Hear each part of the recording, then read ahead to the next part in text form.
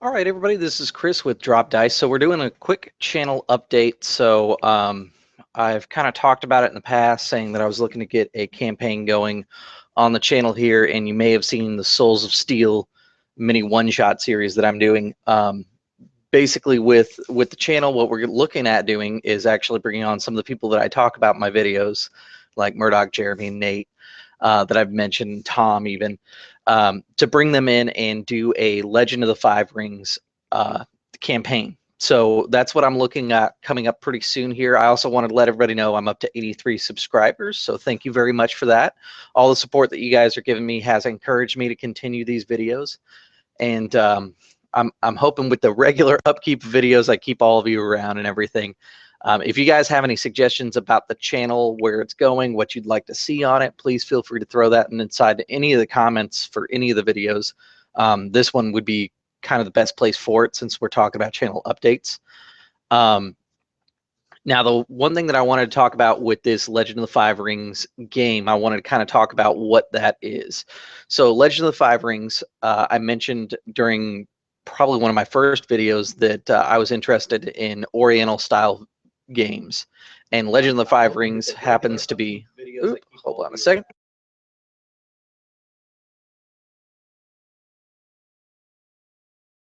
All right, I apologize about that. It looks like my computer actually launched the broadcast behind me actually broadcasting. That's really unprofessional. I apologize about that.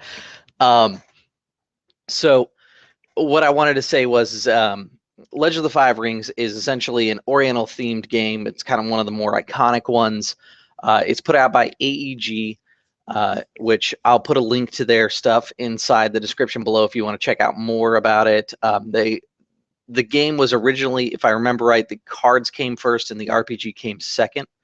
But it's an interesting idea because when you play the card game, it actually also helps deliver some of the story for the RPG, and the RPG helps deliver some of the story for the card game. And so together they kind of build the world that is called Rukagon inside the game. Now, as a heads up and warning, my pronunciations may be wrong. Keep in mind, it is a pseudo-Japanese fantasy game, and if I pronounce things incorrectly or whatever the case may be, I'm going to continue to pronounce it the way that I will throughout the whole thing, probably. But if it irks you bad, I'm sorry. Just as kind of a heads up. I know that some people have different ideas of how you should pronounce each one of these words and things like that. And I'll admit I'm probably not the best, but I'm not going to try and stumble over new pronunciations that I get corrected on all the time and hamper my game by doing so. So I'm probably just going to continue regardless of that. I noticed that a lot of people try and correct pronunciation inside those types of games. So I just want to kind of cut that off right ahead of time. So what it is basically the region Rukagon normally is very imperialistic and isolationist, and they have different clans inside there, and the clans have divided up the land, which all fall underneath the emperor. The time period that we're looking at is 1200, which is during the Age of Exploration. Essentially, demons had invaded Rukagon, and they came from another country. And so Rukagon basically said, we need to go to that country and figure out what's going on after they defeated all the demons in their realm, in their country. When they arrived at the new country, which is called the Burning Sands, or at least that's the campaign's name, the Burning Sands, or setting's name, I should say, kind of like Eberron, Burning Sands. That's the correlation there.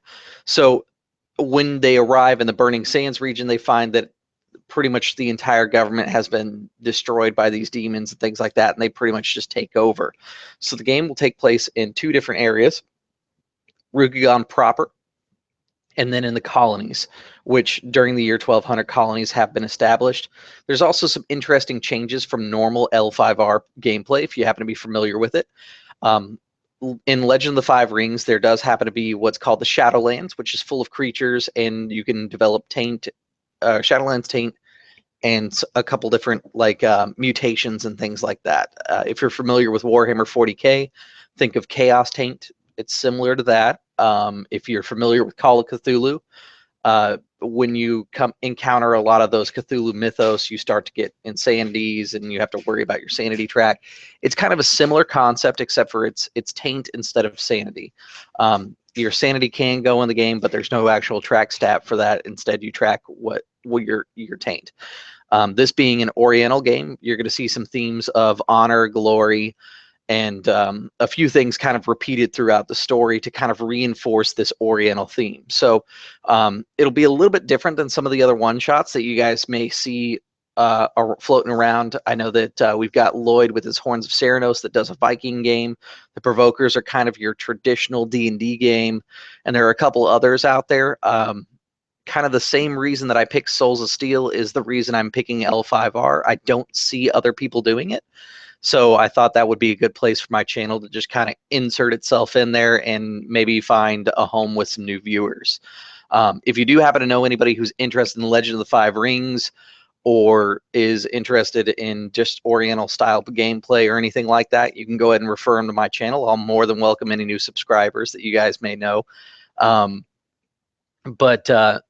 Basically, with this whole two-region idea, we're going to start in Rukagon proper, and the players are going to kind of explore and reinforce some of the ideas that are iconic throughout Rukagon. And then when they get to the point where the story takes them over to the colonies, we're going to see a little bit more of an exploratory style game. Because everything is really kind of defined and really well defined in Rukagon proper, that's not really going to be about exploration. This first adventure is going to be a little bit more political, just to kind of give you guys a heads up. And as the game plays, I'm going to give my players a chance to decide the direction of what they want the campaign to go. For example, there are multiple ways that you can play Legend of the Five Rings. If you open up the book and you go to the different styles of play, the default one is what's called Emerald Magistrates, which is essentially detectives, more or less, like occult detectives that are assigned from the Emperor to go investigate things, and that's basically what Emerald Magistrates are. There's also Jade Magistrates, which are specifically designed to handle any sort of Shadowlands taint, which sometimes a Jade Magistrate gets assigned to a group of Emerald Magistrates. That's what we played last time in our last campaign. It was called 3 Feet from Death. This new campaign is called 3 Feet from Death, A New Age. Now, in case you're curious about where that name came from, what it is in L5R, there's actually a quote inside there that I really love, is that a samurai's life is always 3 feet from death, which happens to be the length of a standard katana. And that's kind of the premise of it, that a samurai should be ready to die. He should always be ready to put his honor on the line and his life on the line for his code and his belief of justice. So inside there, we're going to follow the Bushido code, and I have to double check, but I don't think any of my players are using Shirito, which is kind of a personalized or a selfish version of Bushido. If they do, we may see that come up. If they don't, I may have an NPC that exhibits those. So you're going to see a couple different things that you may not necessarily be familiar with.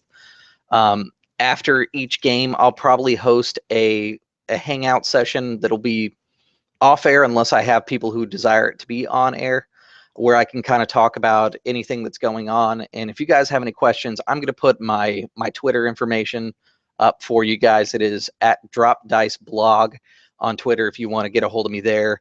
Facebook, I'm really hoping to most anybody talking to me on there. I also happen to go under Google Plus as Drop Dice, just like the channel name, or even in the videos. I know a lot of people have looked at Legend of the Five Rings but not had a chance to play it. So if you have any questions about it, this will probably be my 5th time running 4th edition. And I've run the other editions previously. So it's something I'm a little bit more intimate with, and I like it a little bit better than D&D because I feel like I get to play a lot of traditional European fantasy, so I like to run things that are not traditional European fantasy, which is why you see like Souls of Steel, the Flood World, which has got elements of traditional D&D in there, but it's not European feeling yet. I'm thinking that one's going to go towards Golden Age of Piracy, which you sometimes see in regular D&D, but regardless. And then now I have Legend of the Five Rings, which is going to be a full campaign. So I just wanted to take a moment real quick with you guys here and show you something. Let me pull this up. All right, so here is going to be our game logo, just to kind of get people excited here. 3 Feet from Death, A New Age by the Drop Dice channel here. And I decided to go with the banners here, and it's got kind of a little sneak peek here of our characters. We have a Scorpion clan, a Crane clan, a dragon, and then I have one player who chose to be a minor clan, the Bat clan. However, he did go to a major clan school, and we'll kind of talk more about him in particular because he's got kind of some interesting stuff. What I'd like to do is I've got my players answering the 20 questions series from the core book, and once they're all done with that, I will probably do an intro for their characters since they don't have YouTube channels, or I may just pull them in and have them do an extended intro type thing as its own video. If you guys have a personal opinion about which way you would like it to go, let me know. The Anvil Ringers, I really like the way that they introduced the characters. They did like the character generation, and then everybody put out their own video. That happened to work for them because they were all YouTube providers. My players are not. I've got one that does Twitch, and he hasn't made the crossover to YouTube just yet. Maybe this will kind of encourage him to make his move over to YouTube, but for now, that's kind of where we're at as far as things. We could probably do it as a hangout if that's something that you guys are interested in, where everybody comes in and they kind of talk a little bit more about their background and give you kind of an idea so that you guys understand where they're coming from. Regardless of that, what I'm going to do is I've got all my campaign information on Roll20 right now, which I typically use to display maps and have memos and things like that. I originally was going to open it up and let you guys see it, but I found out that only players can see my journal entries on there. Because I checked that with somebody else in the community, and they were telling me that when they went to my page, it says you can't view journals unless you're a player. So what I'm thinking is I may build an Obsidian portal. I kind of swore them off when they changed their formatting, and it ruined a bunch of HTML that I did. But if I go and do that, that might be a good way for me to be able to show you guys all the different stuff that I've got set up, in case you want to see more about what's going on in the world. I know that the Provokers have their own wiki. I'll probably look that up and see how they're doing it, see if I can emulate that, because I know that they are pretty successful. Now, that leads me to kind of my question for this video. There are kind of two major ways that I can think of to do the display of the game itself. Now, I can do like the Provokers or like the Souls of Steel game that I did, where the camera, it's a Google Hangout, and the camera is all-inclusive. It shows everything here, and it shifts between players. If you've ever seen the Provokers, I'm going to provide a link regardless, if you haven't, inside the description here, to the latest Provokers game, to kind of give you an idea of what happens. Essentially, when a player talks in Google Hangouts, the camera shifts over, and it relies heavily on people not talking over each other by accident, because if they talk over each other, sometimes Google gets a little confused and flicks between them or goes to the loudest person. That's kind of my problem with that style. I like it because it's a larger format and it's very easy to see things. But the flip side is, like I said, there's sometimes a little glitching between screens. And then the other style is from a YouTube channel called ItsMeJP. They're also probably more recognized as roleplay R&D or just roleplay. I'm also going to provide a link in the description below here after I finish up this video. Basically what they do is they do one large overlay that covers up the screen, and then they broadcast to Twitch, which also then gets transferred over to YouTube in installments. What I'm thinking is if I do it, I'll probably just broadcast over to Twitch, because I've been thinking about making the connection over on Twitch as well. And basically broadcast my stuff to Twitch, and then have my backups, and then put my backup file on YouTube directly. That way people can view it as an archived video. And I have it in both places. But the bright side about doing it that way is I can create an overlay, which will have like the GM in the center. At the top here is what I've kind of worked out right now, and then my players will be right here and right here because there's going to be 4 players. So let me know what you guys think. If you do happen to be part of the RPG One Shot group or the RPG Brigade, I went ahead and posted a poll on there. This is not really a question about the content. It's more about the display and the style of how it's presented. Because I know some people are fans of one content over the other, as far as how it's delivered, because there is a different style. Like roleplay R&D feels a little bit more casual, but at the same time, they're also kind of pitching what they do. Whereas the Provokers, it feels like kind of a traditional D&D game. They're a little casual at the beginning, and then they get into the game, and then they're a little casual at the end. But not as much as roleplay R&D can be. Roleplay R&D, it feels like you're kind of going to your own group of friends, and they talk about sandwiches and stuff sometimes. It's kind of weird.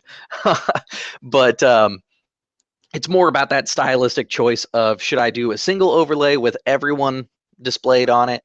The cool thing that I thought about is if I do the overlay kind of like roleplay R&D does, I can switch scenes, and I can do stuff like, if I have a map shown to my players that I want to show you guys, I can switch the scene, and then you guys can see my map on the screen without me having to do like clicking on share screen within Google and then being like, hold on, I got to shift this around. And it's a little bit more fluid for the viewer anyways.